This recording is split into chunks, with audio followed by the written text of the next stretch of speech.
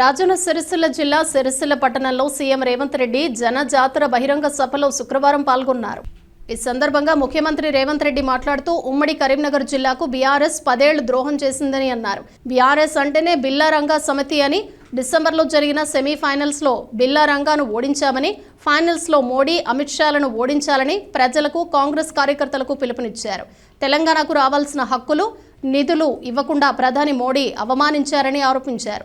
తెలంగాణ ఏర్పాటు ప్రక్రియను అవమానించిన మోడీకి రాష్ట్రంలో ఓట్లు అడిగే హక్కు ఉందా అంటూ ప్రశ్నించారు. కోనసీమ నుంచి చిత్రసీమ వరకు అన్ని ట్విట్టర్ టిల్లు మాట్లాడతాడని ఎద్దేవా చేశారు. రిజర్వేషన్ల రద్దుకు మోడీ ప్రయత్నిస్తూ ఉంటే కేటీఆర్ ఎందుకు మాట్లాడటం లేదని ప్రశ్నించారు. 40 కోట్ల ఆడబిడ్డలు ఆర్టీసీలో ఉచితంగా ప్రయాణం చేశారని, 60 లక్షల కుటుంబాలకు 200 యూనిట్ల కరెంటు ఉచితంగా ఇస్తున్నామని స్పష్టం చేశారు. కాంగ్రెస్ అభ్యర్థి వెలిచాల రాజేందర్రావు విద్యావంతుడు, పార్లమెంట్లో ఉండాలని అన్నారు. నేను మా నాయకులకు, మా కార్యకర్తలకు ఒక మాట చెప్పదలుచుకున్నా.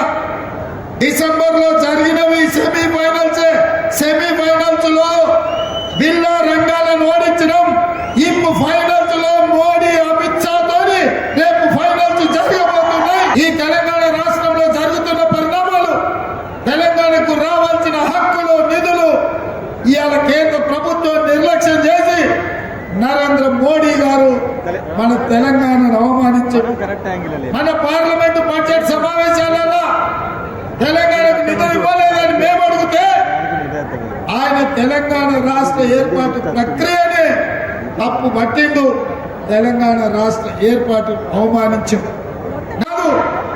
తెలంగాణ రాష్ట్రం అభివృద్ధి జరగాలి అంటే ఖమ్మం జిల్లాలో బయ్యారం ఉక్కు కర్మాగారం ఇవ్వాలి, వరంగల్లో రైల్వే కోచ్ ఫ్యాక్టరీ పెట్టాలి, రంగారెడ్డి జిల్లాలో ఐటీఐఆర్ కారిడార్ ద్వారా 1000 కోట్ల రూపాయల పెట్టుబడులు తెచ్చి ఐటీ రంగంలో లక్షలాది ఉద్యోగ అవకాశాలు ఇవ్వాలని, గిరిజన విద్యార్థులు చదువుకోవడానికి గిరిజన యూనివర్సిటీ ఇవ్వాలని, ఐఐఎంల ద్వారా ప్రపంచానికి మన మేధా సంపత్తిని ఎగుమతి చేయడానికి, చదువుకోవడానికి యూనివర్సిటీలను ఆనాడు పునర్విభజన చట్టంలో మంజూరు చేయించింది.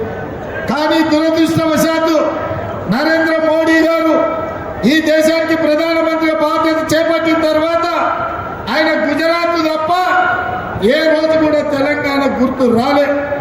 తెలంగాణకి ఇవ్వాలన్న ఆలోచన కానీ, ఆనాడు చట్టబద్ధంగా మనకిచ్చిన హక్కులను కానీ ఏ రోజు పట్టించుకోలే.